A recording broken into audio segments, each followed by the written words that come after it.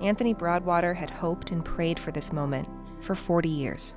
Representations of counsel, this court grants defendant's motion. They take his conviction, and the indictment is hereby. Syracuse Judge Gordon Cuffey overturned the rape conviction that had put Broadwater in prison for 16 years and marked him as a sex offender for most of his life. Broadwater had always maintained his innocence, but he went to prison after a rape victim pointed him out in a courtroom in 1982. That victim was 18-year-old Alice Sebold, a freshman at Syracuse University. In 1981, she was raped while walking home from a friend's house through Thorndon Park. After telling police she saw her attacker on Marshall Street weeks later, she was asked to pick him out of a lineup.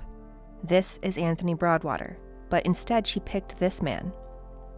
Even after that, Broadwater remained a suspect in the case.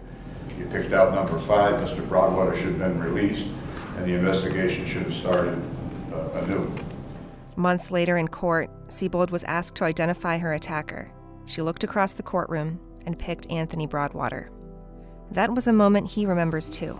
I didn't know that my fate was sealed.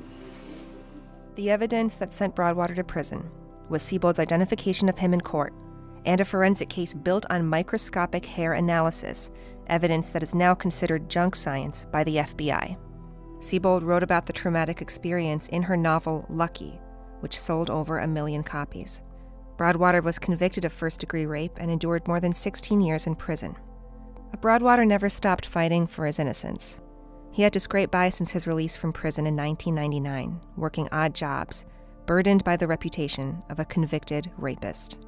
He stayed a registered sex offender for nearly 40 years. These are things that he will never get back. Anyone who took the time to look objectively at the facts, to look a little deeper into what actually happened, you quickly come to the conclusion that this was wrong. I'm not going to, sully these proceedings by saying I'm sorry. That doesn't cut it. This should never have happened. Injustice can happen to anybody.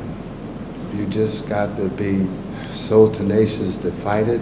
You got to have the perseverance, and you got to always never give up. Still, Broadwater says he feels sympathy for Alice Sebold. Something did happen, but I wasn't the person.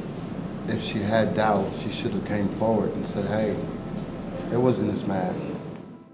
8 days after Broadwater was exonerated, Sebold apologized to him publicly, saying, "I will continue to struggle with the role that I unwittingly played within a system that sent an innocent man to jail."